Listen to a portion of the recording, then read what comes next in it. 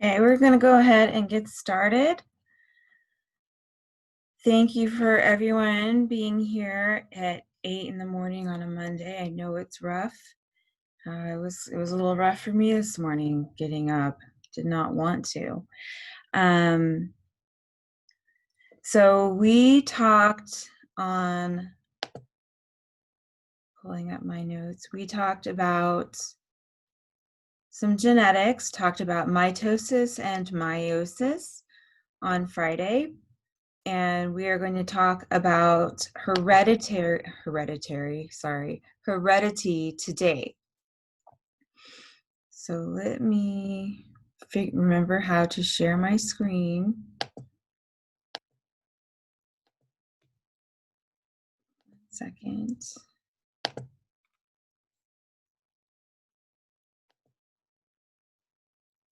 Okay, so can you see, you should be able to see the PowerPoint now.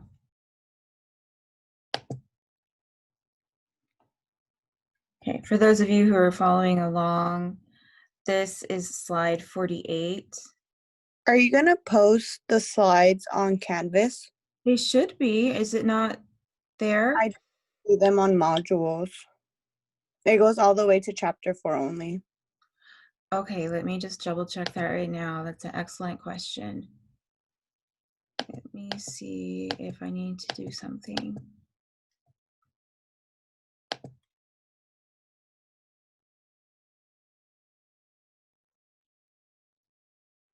It should have automatically become available. Oops. Let me hide this real quick. Oh, it's now available. I'm so glad you asked that. Yeah, it is all available now. Everything for exam 2. So your 2 chapters, the 2 PowerPoints are there, and then I will upload links to our recorded lectures like I do. I have checked the recorded lectures on YouTube, and it shows that there are views, so people are able to access it. So if you're having trouble, let me know, but I don't know what I can do. But I am curious to know if people are still having trouble accessing the video links to the YouTube videos.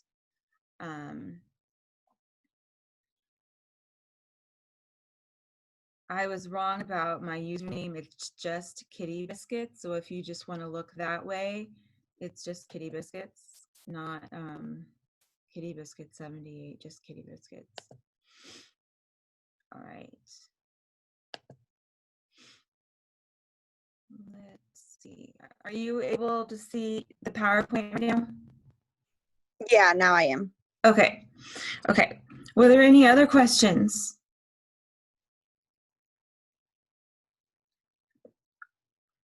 If you think of anything, just let me know as we go through this. Please just feel free to ask questions. I want you to feel like you can do that. You guys are also very quiet. I know it's weird doing this way of school. I understand that. Okay, so we are going to talk about genetics today. And our understanding of genetics begins with Gregor Mendel. I'm sure some of you have heard of him before. He's an Austrian monk and biologist, and he kind of helped us with our understanding of heredity. I don't know why I want to keep saying hereditary. Sorry, heredity. So, what is heredity? It is a transmission or the passing on of traits from one generation to the next generation. So I got my nose from my mom. That is a trait. Thanks, Mom. All right. So genetics is the study of heredity. And Gregor Mendel is first who kind of helped figure out the patterns and the principles of inheritance. And I have a little video I'm going to show you in a minute or two about Gregor Mendel and the basics of heredity that we will continue to talk about today. So first, we have some definitions we need to understand. So human eye color, for example, is a character. It is something that we inherit, and it varies from individual to individual. So there's blue eye trait, brown eye trait, green eye traits. Those are some examples. And it varies from person to person. That is a character. So each variation that's there, the different colors, is a trait. So it's the blue eye trait, the brown eye trait, or the green eye trait. The character is what you can inherit. So traits, the blue eye trait, the brown eye trait, for example, they come from our genes. And so another definition, alternate forms of a gene are called alleles. And so this is a kind of idea or term that you're going to want to make sure you remember. This picture is on 98. If you're, was it 98? I can't, sorry. Let me put it right here. Yes, 98. This picture is on page 98. And so what we're trying to illustrate here is we have a pair of chromosomes. Remember, we have one from mom and one from dad. And so the blue represents it's from dad, the red here represents that it's from mom. And on our chromosomes, there are sections, and those coding sections are called alleles. So they code for a trait. And so alleles are different forms of a particular trait. So you can have a blue eye allele and a brown eye allele. And you can be heterozygous for a trait or homozygous for a trait. Heterozygous for a trait means that the allele copies, the one from mom and the one from dad, are not the same. So in this example, let's say one is for brown eyes, one of the alleles is for brown eyes, and the other is for blue eyes.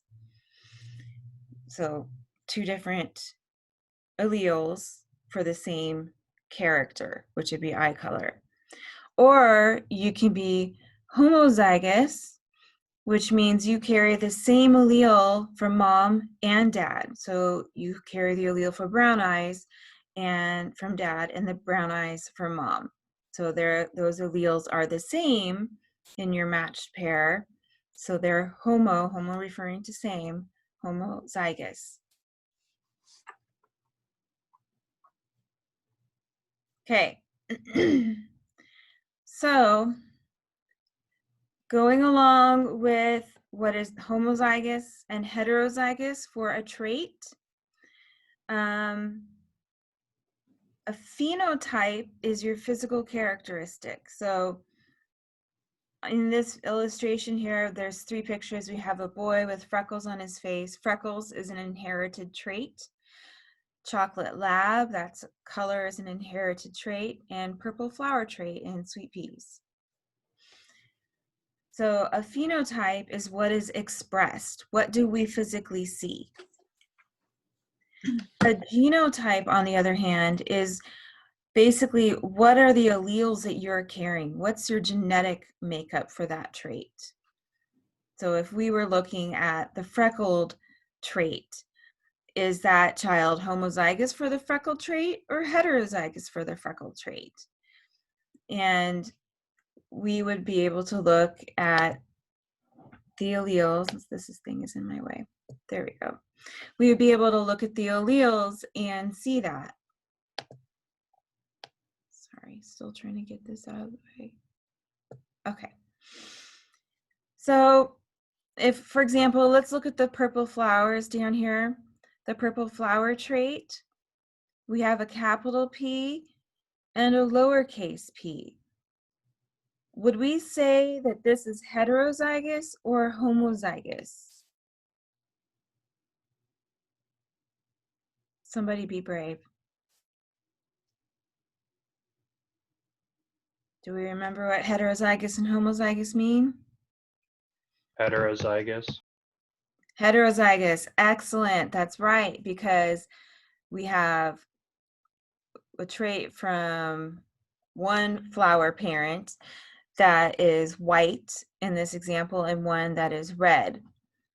And so it's carrying a copy of each trait from individual parents. They're not the same.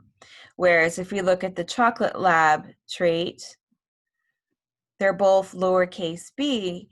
That means it's homozygous for that trait. So because the genes they carry from mom and from dad are the same, and we represent that by capital letter or lowercase letter, and we just make up those letters. And we'll do some Punnett squares together. I like to practice those a lot. I think it helps with understanding. And it can be kind of fun to do if you let yourself enjoy it. Okay, so an individual who is heterozygous, I think that was Nate who said that, thank you, has two different alleles, one from mom, one from dad, and those alleles for that character are not the same. Only one allele will usually be determining the appearance, that phenotype of an organism. So we're going to look at an example of pea plants, and in a little bit we're going to watch that pea plant video. So in pea plants, purple is the dominant trait, while white is the recessive trait. And so when we do our Punnett squares, which helps us kind of determine genetics, helps us determine the allele traits, and it's really pretty easy to do if you've not done it before. So we usually we pick a trait, and so we're going to say P is our trait, our letter that we're using to represent the color. And so because we know that purple is dominant, we're going to have that be the capital P. While white is recessive, that's going to be your lowercase p. And we just use capital and lowercase to represent dominant or recessiveness when we do these Punnett squares. So a quick example, there is a chemical called PTC, phenolphthalecarbamide. I think I almost said that right. This is a bitter compound, and for others, so some people taste it and it's very bitter. Other people are not able to taste it, so it's tasteless. I've done this test. They come in little PTC strips that you can test. I cannot taste it. So scientists found that the ability to taste this chemical is a dominant inherited trait. So being able to taste it is dominant, and not being able to taste it is recessive. So just knowing what heterozygous looks like and what homozygous looks like, and we're using T to represent the trait. Okay, where capital T is dominant. Okay, lowercase t is recessive. So writing this out just in T's, big T, little t, what would the genotype of a non-taster be? Can you guys figure that out?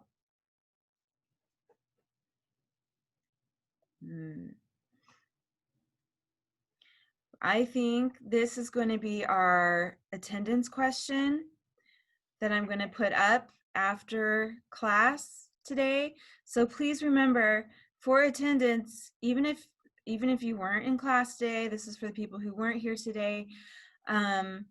If you do that assignment by the end of the day, that little quick easy assignment, you get points for attendance. So even if you weren't able to physically be in class at 8 a.m., you do the assignment, you get your attendance credit.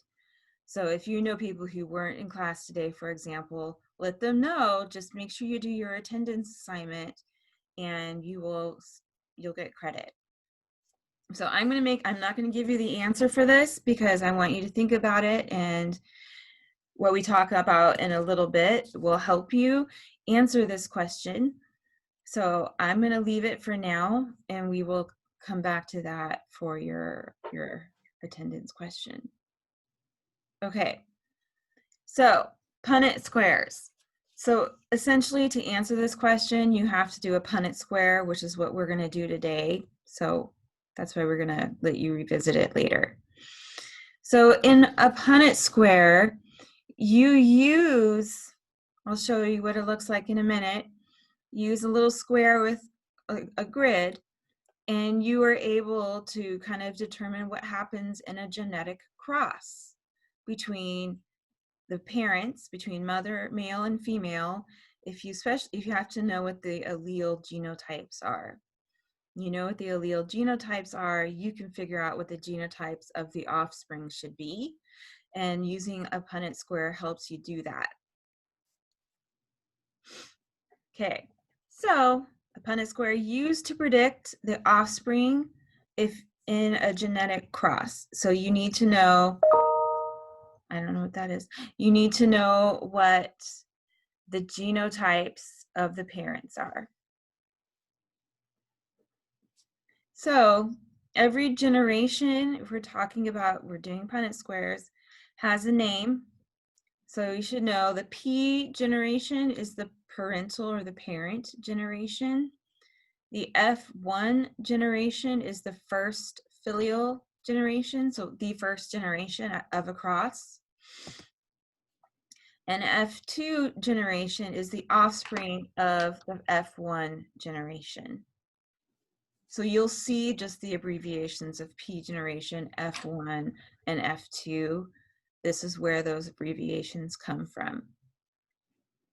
Okay, so doing a simple Punnett square, we're looking at a monohybrid cross, so mono meaning same.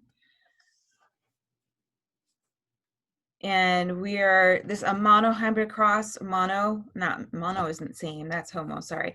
Mono means one. And so this is where we are looking at a cross for just one trait, okay? And in a monohybrid cross, if you're mating two individuals who are heterozygous for the same gene, you have a predictable ratio of your offspring that will happen. So we use a Punnett square. Sorry, one second. So in this Punnett square, let's just say we're looking for trait H. Okay, H is dominant, capital H is dominant, and then lowercase is recessive. So in this example here, it says mating between two individuals that are heterozygous for the same gene. So a monohybrid cross, we're looking at alleles of the same gene. And we're saying that both individuals, the male and female, are heterozygous. And so they both are capital H and lowercase h. So female gamete possibility, she has a possibility of providing capital H alleles and lowercase alleles. And the same thing for the male. And then what we do is we just go in order. I can't draw, sorry. We just go in order through these squares and go, okay, square number 1. What is the female gamete possibility? Okay, it's a capital H. What is the male gamete possibility? Capital H. And then we slide over to number 2. What is the female gamete possibility here? Capital H. What's the male gamete possibility here? Capital H. Then we slide down to number 3 and look up and say, what's the female possibility? H. What's the male gamete possibility? Lowercase h. And look at the last square, go look up and go female is H, and look to the left, male is lowercase h as well.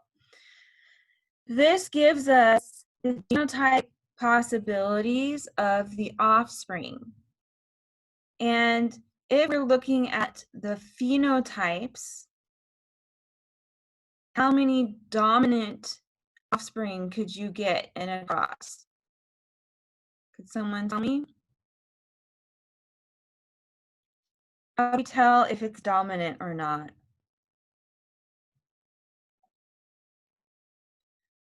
Simple way to tell if it's dominant is if it's uppercase or lowercase. We have 3 boxes where we have an uppercase H. So that means our phenotype, we have 3 out of 4 that would express the dominant trait, and then 1 out of 4 that would express the recessive trait. That gives us a phenotypic ratio of 3 to 1. 3 expressing the dominant trait, 1 expressing the homozygous recessive trait. Okay, so back to Gregor Mendel and doing a monohybrid cross using peas, and this is what we're going to see in the video in just a moment here. Oops, sorry, I need to back up. So if we did a heterozygous cross with peas, we use the female parent heterozygous for color, uppercase Y, lowercase y. The male is also heterozygous. The gamete possibilities, the female eggs can either have the capital Y trait or the lowercase y allele, the capital Y allele and the lowercase y allele. Same thing for sperm. Sperm have the possibility of carrying uppercase Y and lowercase y alleles. Do a cross and a Punnett square, and it's showing us the phenotypic ratio, which is what we physically see. The color is 3 to 1.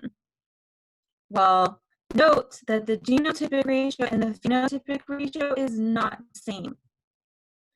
Phenotypic ratio, we're just looking at the physical appearance. Can we physically see the trait? In the genotypic ratio, we're looking at the actual combination of alleles, and that can be different than your phenotypic ratio. Okay, we are going to stop here for a second. Oops. Stop here for a second, and I'm going to show you a quick video. I think I need to share it.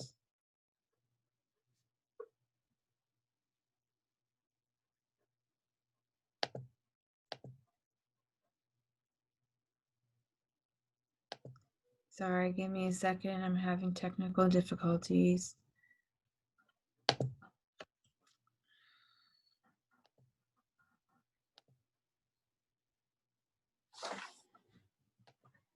Oh, I knew what I need to do. There we go.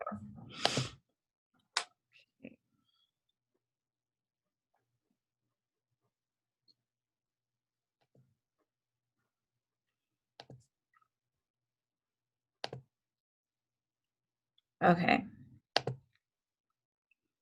So you should be able to see the screen for a video. Ideally. Okay, we have to watch 4 seconds of a commercial. It doesn't just happen. You make it happen with the little things you do.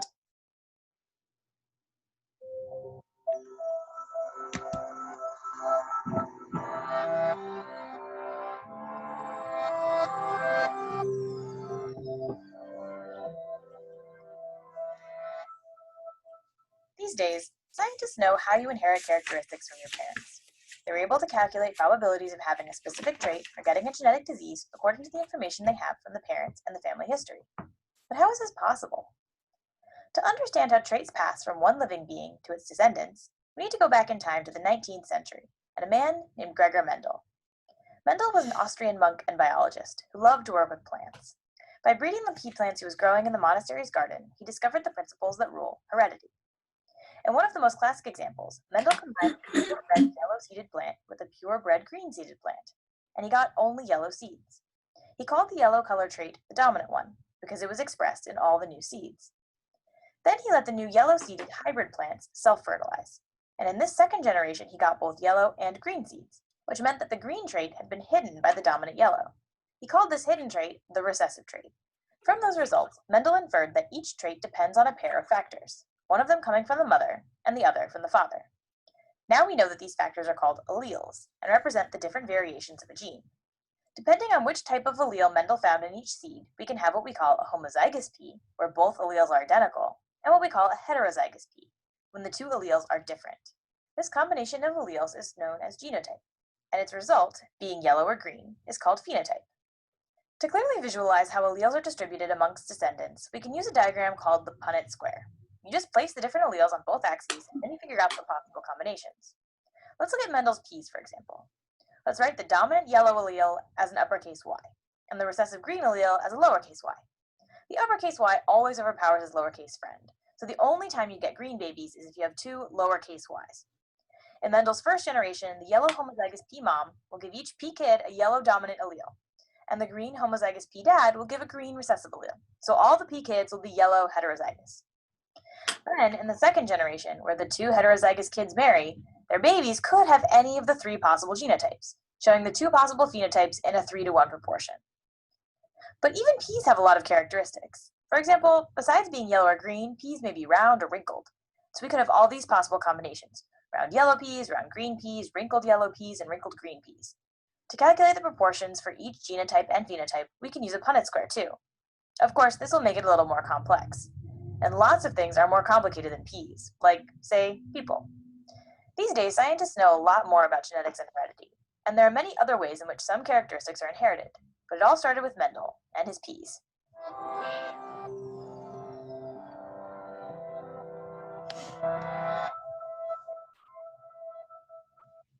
Okay, so that was just a nice short little video. I really liked it.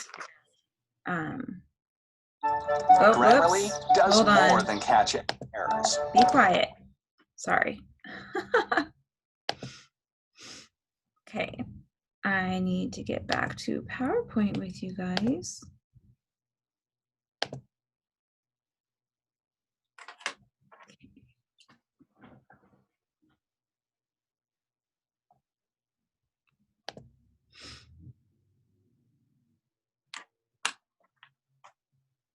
Oh, I need to make sure we're recording. Okay.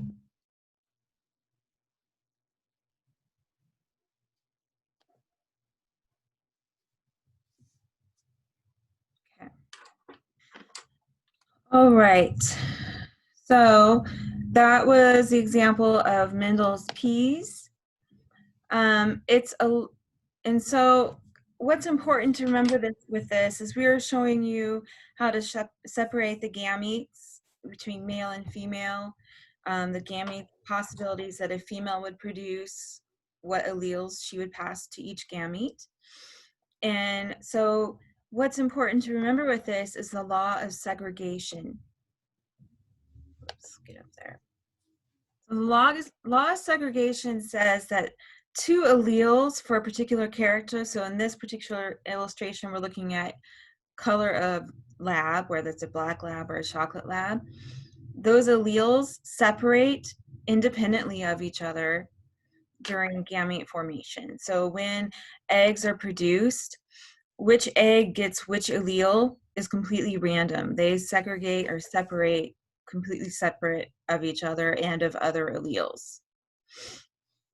So what if we did not know the genotype of one of the parents?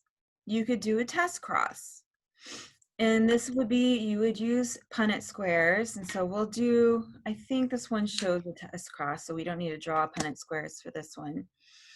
But for doing a test cross, you would, if you have an unknown, so we just know that we're looking at this black lab here, that black color trait is dominant for labs. Chocolate lab color trait is recessive. And so we just know that the mom has one dominant allele because she's black, but we don't know if she's heterozygous dominant, meaning she has one black allele and one brown allele, or if she's homozygous dominant, meaning she has both black alleles. So you would do a test cross, and you would test both genotype possibilities for the mother. And so we know the father is brown lab, which would be the lowercase b. The mother, so we're doing a test cross, and we're going to do one test of saying that she's homozygous dominant. So you do a test cross for homozygous dominant with the recessive allele for dad, all of the offspring end up being heterozygous dominant, meaning their phenotype would all be black. The other test cross would be whether the mother is heterozygous dominant, meaning she has a recessive allele for the color trait, which would be brown, and a dominant allele for the color trait, which would be black. You do a test cross for that, and you end up with a different outcome of possibilities. So you'd have 2 that are heterozygous dominant and 2 that are homozygous recessive. So you'd get the phenotype, you'd have both black puppies and brown puppies.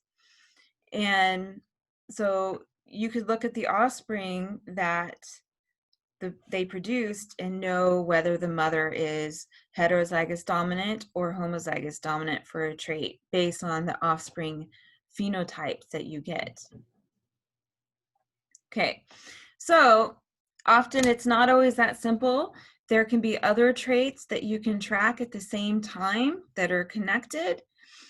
Not connected, but you can look at more than one trait at the same time.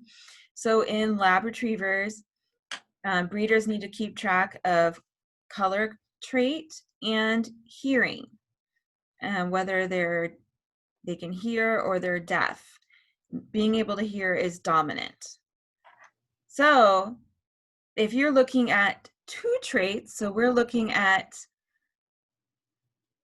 the color trait chocolate, but we want to avoid deaf puppies, what are the probabilities that you can get a chocolate lab that is not deaf? So with the law of independent assortment, it's saying that each character, whether it's the color trait or the deafness trait, separate independently of each other. So just like law of segregation, where those alleles separate from each other independently, the law of independent assortment is saying that these alleles for different traits separate from each other independently as well. They don't affect the inheritance of another allele. And so this is kind of a slightly busy picture. This is on page 102 if you're following along. So law of independent assortment is saying if we're looking at 2 different traits here. So we're looking at color and deafness. What is the ratio or the possible alleles that would be carried in each gamete? So if we're looking at just black, so from one cell, you're making 4 gametes. So if you remember that from meiosis, from one cell, you get 4 daughter cells. So in 2 of the gametes, you're going to have the dominant allele for color and the recessive allele for color.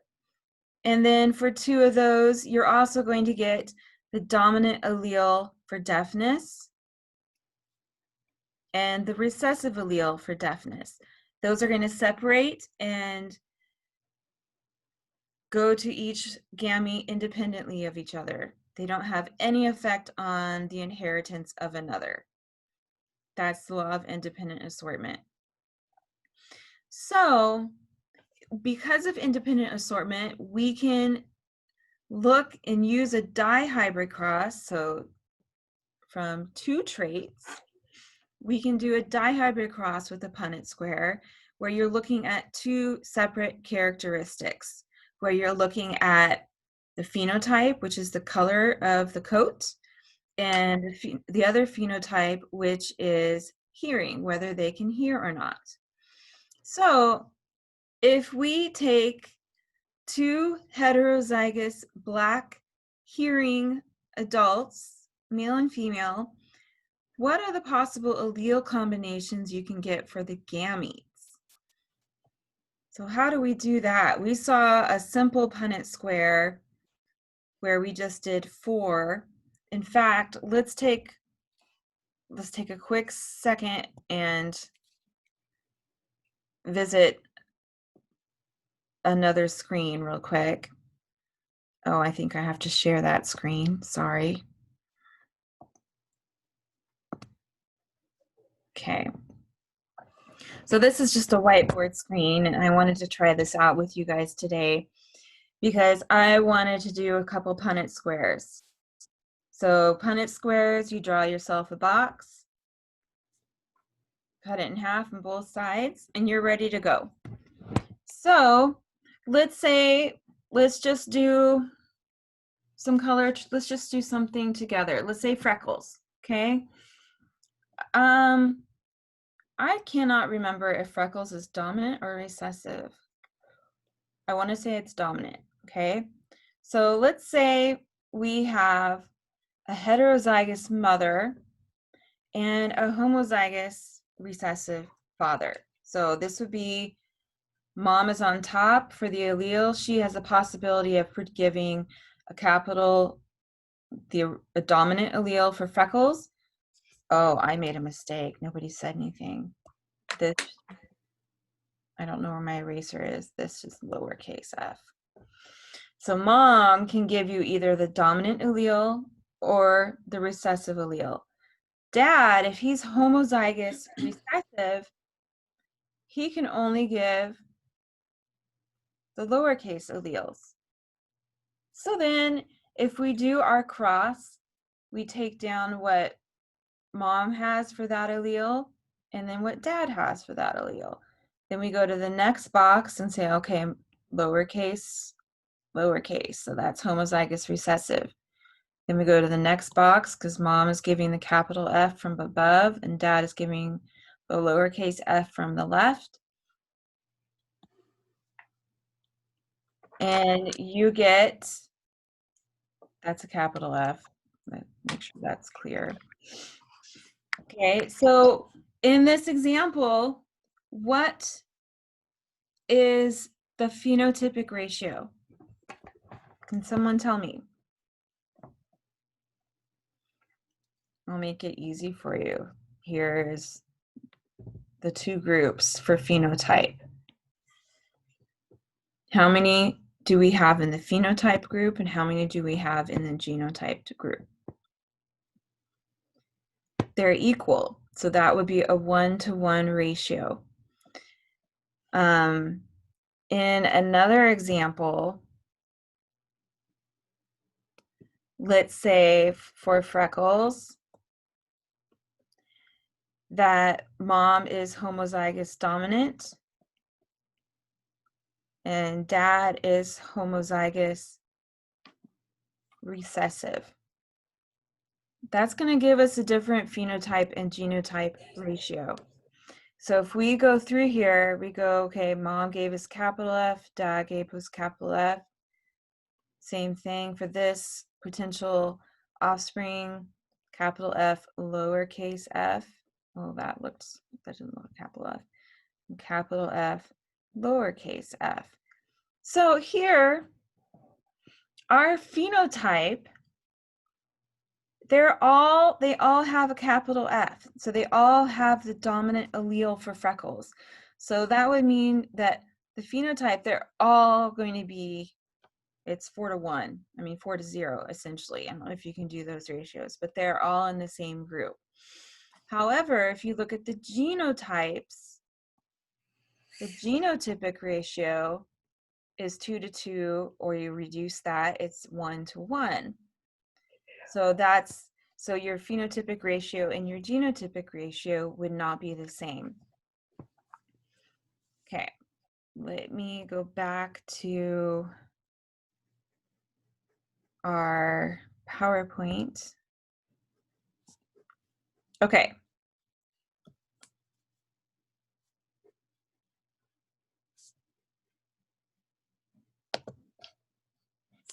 So this would be what a cross would look like between two traits, not just one. So this is a dihybrid cross.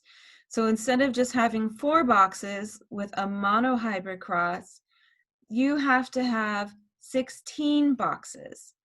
So it's quite squared, essentially, from the original. So in this case, because you have the independent law of segregation, independent law of independent assortment, I'll get this right. You have the law of independent assortment, the allele possibilities for mom and the allele possibilities from dad, because their genotypes and phenotypes, oops, let me back up, sorry. The genotype and phenotype for mom and dad was both heterozygous. So they were heterozygous dominant for both. Because of the law of independent assortment, you have the equal probability of having gametes with all of these possibilities. And these are the 4 possibilities that you would get for gamete combinations. And those would be exactly the same on the father's side. Then when you do the cross, so in your first box, you look up and go, okay, what did mom contribute? And then look to the left, what did dad contribute? Then you do that the same for the next box, and you're writing down the combinations of 2 alleles in each box, not just one. So if we wanted to know what's the probability of getting a chocolate lab that was able to hear, if you look at this outcome, it shows you the phenotypic probabilities, because everything's in different colors here, which is really nice. Your chances of getting a chocolate lab that was hearing is 3 in 16. If you look here, 9 black hearing, 3 black deaf, 3 chocolate hearing, 1 chocolate deaf. That would be what a ratio would look like when you use 2 heterozygous parents in a dihybrid cross. Okay. So can we use inheritance or our understanding of inheritance to understand disease? So let's look at this question here, or this problem.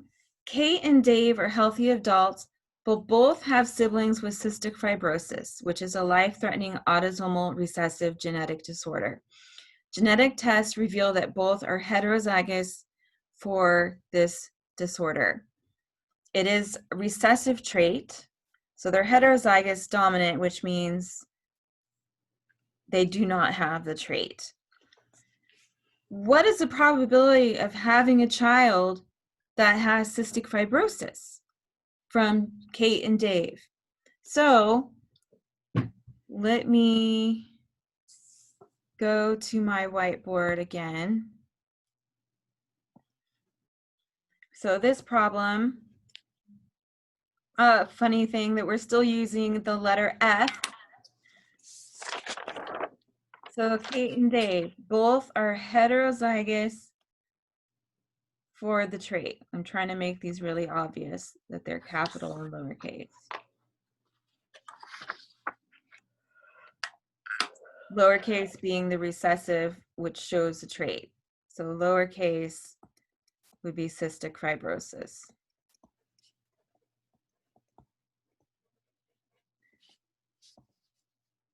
Capital F, no disease. So this one right here. So if we do this cross, we get the first possible outcome of 2 capital Fs. Okay. The next possible outcome of a heterozygous individual. The next possible outcome would be heterozygous as well. And then the last possible outcome would be homozygous recessive, which would be a child that would have cystic fibrosis. You have to have both traits to show that. So going back to that question, what is the probability of having a child with cystic fibrosis?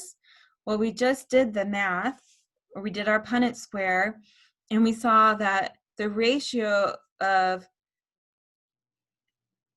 the phenotypic ratio is 3 to 1, 3 not having the disease, 1 having the disease. Or the chances of having a child with cystic fibrosis is 1 in 4.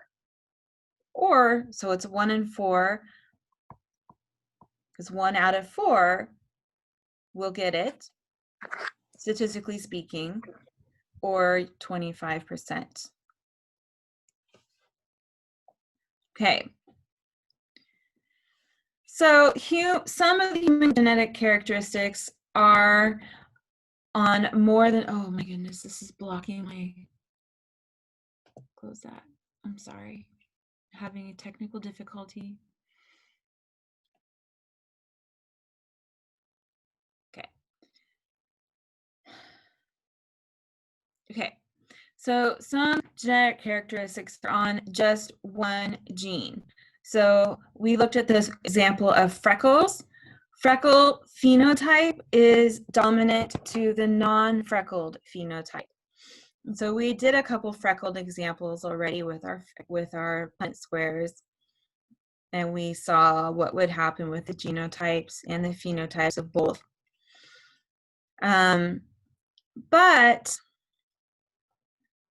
So a carrier is a heterozygous individual for a trait. So when we were talking about cystic fibrosis, those two adults, the male and female, I can't remember their name, they were heterozygous for a recessive trait. So they were essentially carriers of a trait because they have the potential to pass it on to their offspring. So we saw that ratio of chances of 1 in 4 of their offspring having the trait. So carrier is a heterozygous individual for that particular trait. They do not have the disease, but they can pass it on to their offspring. So we can use pedigrees to track genetic disorders in families. And this pedigree, can be found on page 105. Sorry, coffee break. Okay, so you can use pedigrees to look at how a genetic trait or a disorder or a disease is passed on in a family. So let's see, what kind of trait can we say? We're just going to make up a trait here. Okay, how many of you have a bent pinky finger? You see how mine is bent, this last joint? Look at your pinky fingers. Do you have a bent third joint here? Or is it nice and straight? This side's straighter, but do you have a bent one like mine? Anybody? You guys there?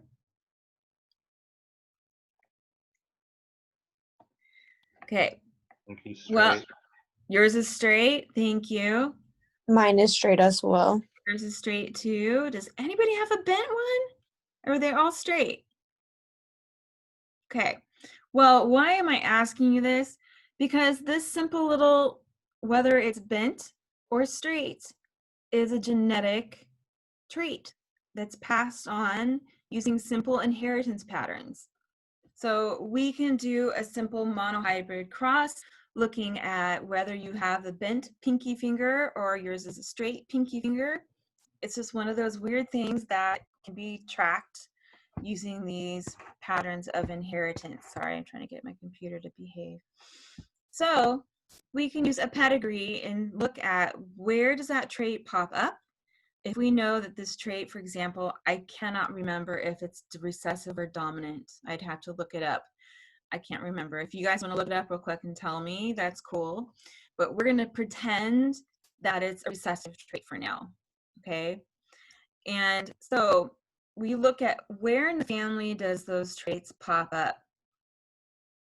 So we use pedigree and we use color to represent person having that trait. So a person having the recessive pinky bending nut trait.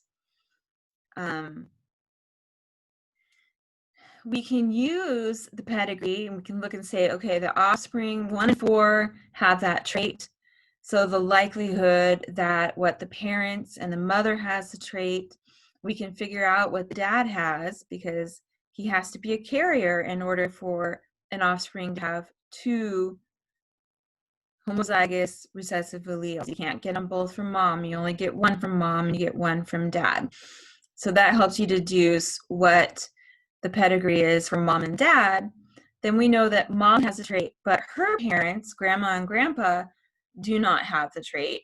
So they must both be carriers for that particular trait. And so you can use pedigrees to kind of to help determine how it's passed on in generations. It can be very helpful. Okay, so genetic inheritance. Okay, so not all genes follow that simple pattern that we've talked about so far. Some are in more different patterns, more complex than the patterns that we've seen. So, for example, farmers have long observed that crossing red-coated cattle with white-coated cattle would result in offspring that are roan, which, if you look at the picture here, roan are speckled, they're speckled cattle. So white speckles interspersed with that red. So kind of a, yeah, speckled, I don't know. So if a coat color is carried on a single gene, it has 2 alleles, capital R and lowercase r. Does this make sense according to Mendel's laws? So quick reminder, if we did a cross and we were following Mendel, it would have, and we're using capital R and lowercase r, what we get as far as offspring, what we should see is offspring that are all red or all white, and that's not what we see. And so this does not follow the laws that we have just learned about with Mendel. So there are different patterns. Does anybody have an idea of why this happens? Why it's different than what we've just talked about? Well, I will tell you. So sometimes both alleles are expressed together. So for some genes, there's what we call incomplete dominance. And so this is where we have individuals who are heterozygous will have a phenotype that's in between the phenotypes of the 2 parents. So in a reminder, in Mendelian genetics, heterozygous individuals always have the phenotype of the dominant gene. And so we are talking about something different. We're talking about both genes being expressed in an intermediate form. So this does not follow what we talked about in Mendel. So if we looked at flowers here, I believe these are snapdragons. If we were looking at, in incomplete dominance, heterozygous individuals will show an intermediate trait. So in F1, or the parent, this is the parent generation, so P generation, red is capital R, white is lowercase r. And in the F1 generation, there's F1. So in the F1 generation, the genotype is going to be the same. All are going to be heterozygous. But this is not following Mendelian genetics. This is incomplete dominance. And so what happens is we show an incomplete color, or a color between red and white, which is pink. So you get, in your F1 generation, all the offspring are pink. Their genotypes is heterozygous. You cross 2 pink flowers, you end up with a different genotype and phenotype. You end up with white individuals, which are both lowercase r. You end up with pink individuals who are heterozygous. And you end up with red individuals who are homozygous for the red color. So your phenotype and genotype, their ratios will differ depending on which generation you're in. So this is showing you incomplete dominance, and it's best shown we're talking about something that can be intermediate, like color in between red and white. Okay. So for most traits, there are multiple alleles. But so in classic Mendelian genetics, we're only using 2 allele copies, like capital R and lowercase r.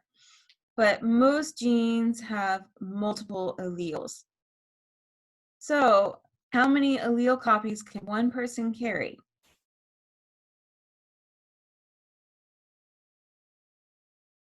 So we can carry more than 2. So a good example of that is human blood type. So human blood types, they're determined by 3 alleles. One, this I, lowercase I, so these are alleles for proteins found on the surface of red blood cells. So lowercase I is the absence of any protein on blood type. And then A is for type A blood type, and you can have 2 alleles to that, like here. And then B for type B blood type. And so you can have 6 different genotypic combinations if you look at this table here, and you can have 1, 2, 3, 4 different blood types, and then in addition to that, it's positive or negative. So there's actually a lot of alleles that can be carried at the same time. So this example where we just saw that if they have, for example, this one here, where you're lowercase I, uppercase IA, you have an allele for the O and an allele for A, but your blood type is A because type O is the absence of any protein.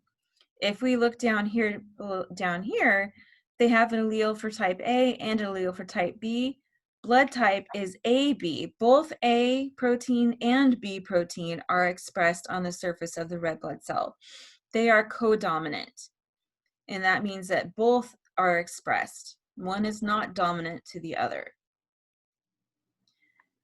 Okay, so parents of different blood types can give you an example of how this works. And this is on page 106, if you're wanting to follow along. But this just gives you, if you're doing a cross between parents of different blood types, what are the possible blood types the offspring can have? So if dad is type B and mom is type A, the genotypic possibilities, your genotypes and phenotypic ratios are 1 to 1 to 1 to 1. They're exactly the same. You have one that can be type O, one that's type B, one that's type A, and then one possibility that's type AB. So children from parents with different blood types can have completely different blood types than their parents because those are expressed, they're co-dominant. And you can do test crosses to figure out what your blood type of your parents are. If you know your blood type and one of the blood types of your parents, you can figure out what your other parent is. So it's kind of fun if you know what your blood type is, you know what your parents' blood type is, you can do the cross to determine the possibilities of the genotypes and phenotypes of blood typing. It's pretty fun. Okay, so pleiotropy. This is on page 107. Sorry, I can't speak. So I'm just going to read this one little spot here for a second. So in Mendelian genetics, one gene is responsible for one character, but in some cases, one gene influences many characters, okay? You see this right here. One gene influences many characters. So an example of pleiotropy is Fragile X syndrome. And this is all on, oh, whoops, sorry. There we go. This is all on the X chromosome. And the results of this Fragile X syndrome, which if you look, this is a karyotype of the X chromosome. it looks like part of the chromosome is falling off. That's why it's literally called Fragile X. And so the gene that's missing, it can lead to mental retardation, long faces, ears that stick out. All of these characters are from one gene. That's the whole point of pleiotropy. Polygenic inheritance is kind of an additive effect where you have multiple genes expressing a single trait. So one example of this would be hair color or height. So if we just look at the graph down below, it's saying that when you plot, for example, the height of the entire population, it ends up expressing a pretty much a bell-shaped curve where most of the population is the average in a polygenic expression. So skin color is another example of polygenic inheritance where the combination of multiple genes expresses on a particular trait. So it can affect height, hair color, skin color. Those are the examples that I have right now. So with polygenic inheritance, you have additive effects. And this happens when the effect of an allele of multiple genes contribute to the ultimate phenotype. So this example here with height, the additive effects, there is a gene for height. And if it's dominant, you're tall. If you have two dominant alleles for height, you're taller than the average person. So if you have recessive alleles for that, you're just going to be average height. You have one allele for height, you're going to be taller than the average person. You have two alleles, you'll be even taller. So that's showing additive effects for alleles for a particular trait. And you get the same thing with eye color. Eye color is not simple just brown eyes versus blue eyes. There's additive effects to it, so we can't do simple Mendelian genetics with it, unfortunately, because it's a fun example to do. Okay. So many genes have both genetic and environmental components to them. So this is important to remember, is that some traits are entirely genetic. So physical traits that you express are completely genetic, like my nose is genetic. But some traits can have a mix between environmental influences and genetic. And that will lead to physical traits that you cannot pass on to the next generation. So in this illustration here of an indigenous person, the tattoos and the piercings are not passed on to the next generation. Those are not genetic traits. I know it seems pretty common sense, but we have to make that distinction. Okay. Not all genes are going to obey Mendel's law of independent assortment. So if you remember, independent assortment meant that alleles for each character are going to be separated to each gamete completely independently of each other. They have no effect on the inheritance of the other trait. But we see that sometimes it doesn't follow this law.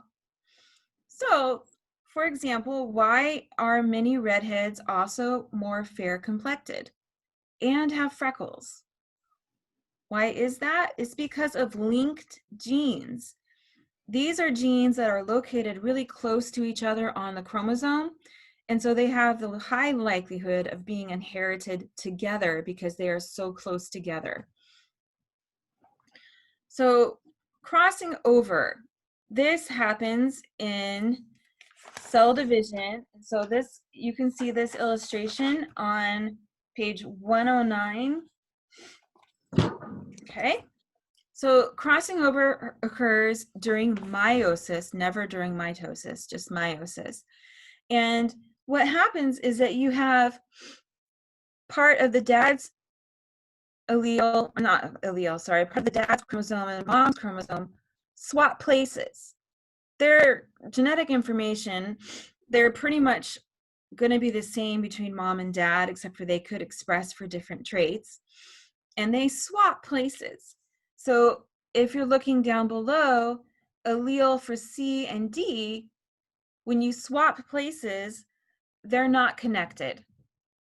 The uppercase C and uppercase D become swapped places and they swap to the other chromosome. But if you have alleles that are very, very close together, when genetic recombination occurs, the likelihood of swapping right between them is really low. And so they are typically linked together even after recombination. I'm going to pause for a second and we'll come back in just a moment, okay? Okay, I am back. Can you guys hear me? Yeah, we can. Okay, my computer's saying my speaker's not working, but if you guys can hear me, then that's all that matters. Okay, let's see. I need to find the slide we were on and get us back on track. Okay. Good, we're almost done. We will finish on time. Okay, so we just finished talking about the basics of crossing over. So the whole thing to remember about this with linked genes is if they are located very close to each other, the likelihood that they are going to have a crossover and be separated is very low.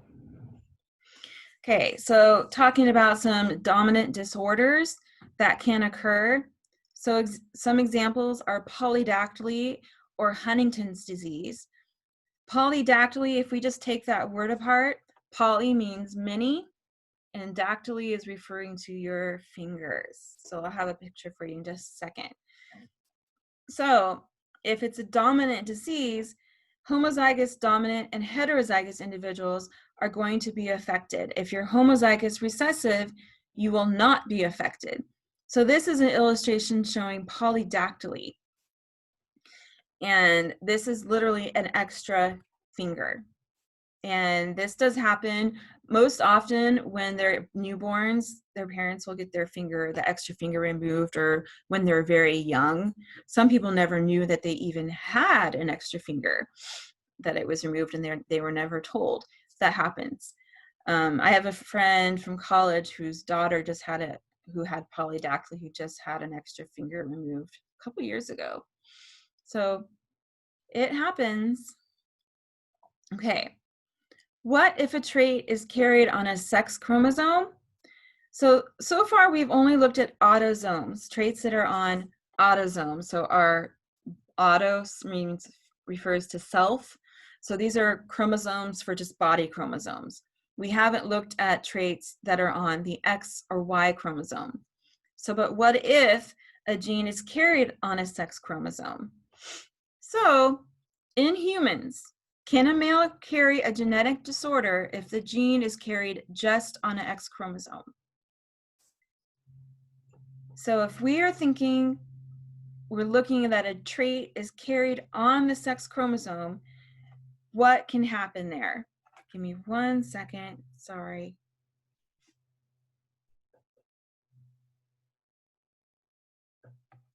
My boss texted me, I had to acknowledge that, I apologize.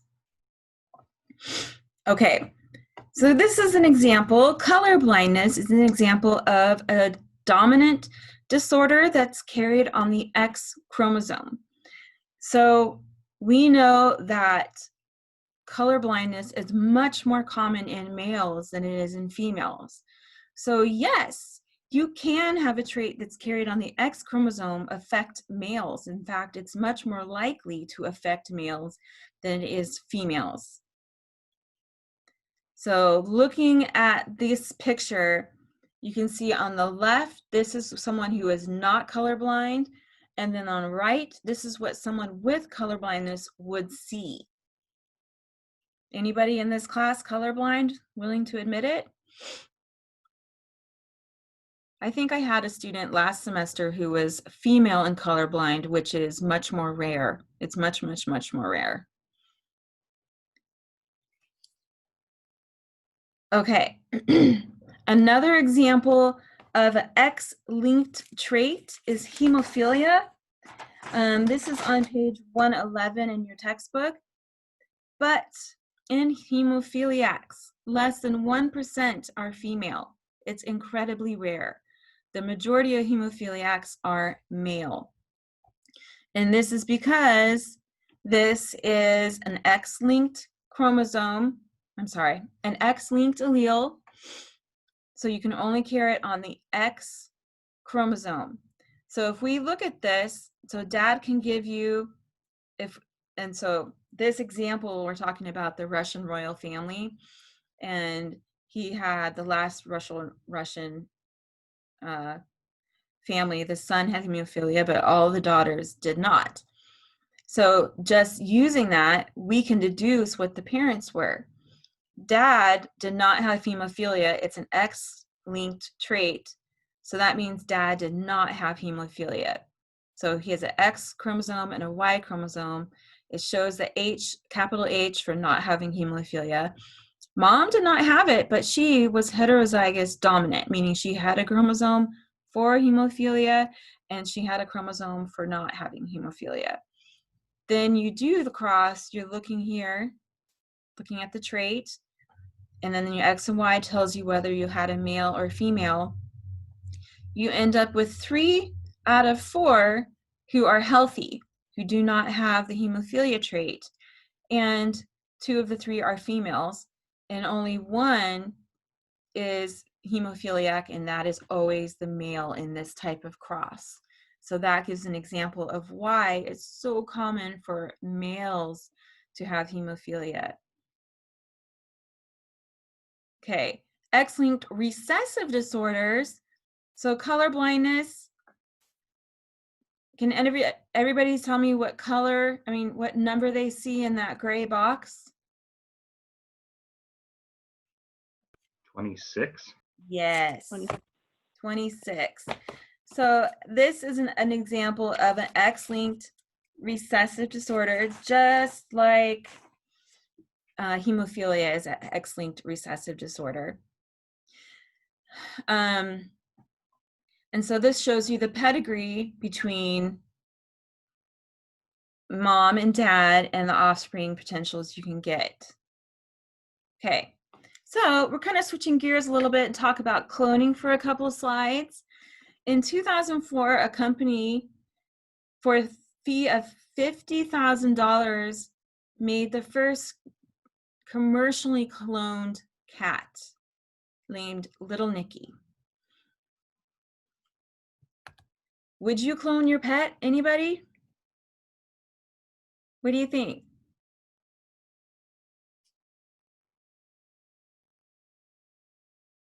How many of you have a pet? Would you clone your pet? I don't think I would. That seems a little weird. Seems weird. What were you thinking, Vivian? I just wouldn't. I don't know. That would be creepy. It'd be creepy? I wouldn't do it either. No? I can see why some people might want to do it, but I agree it might be a little creepy because although you're genetically getting the same animal, you're not getting the same animal behaviorally. And it may not be the same. And if it was, that would just be weird. So somebody paid $50,000 to do this. Does that seem like a lot? Would you spend that much? Would you spend more?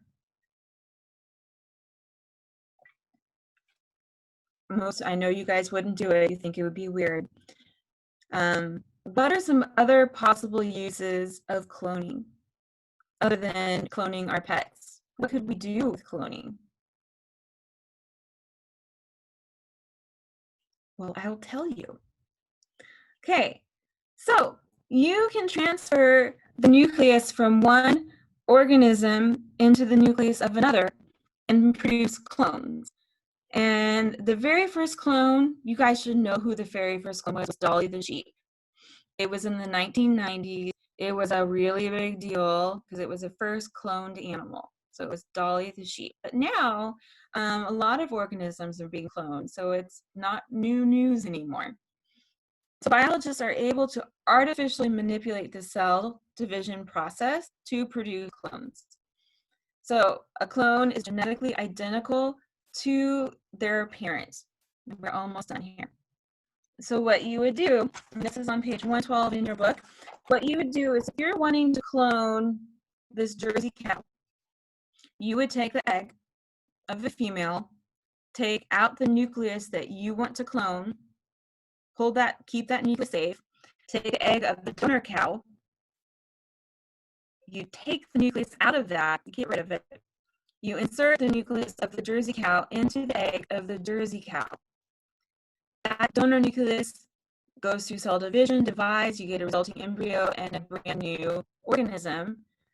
You get a Jersey cow born from a Jersey cow. Jersey cow, sorry. You can use this in therapeutic cloning.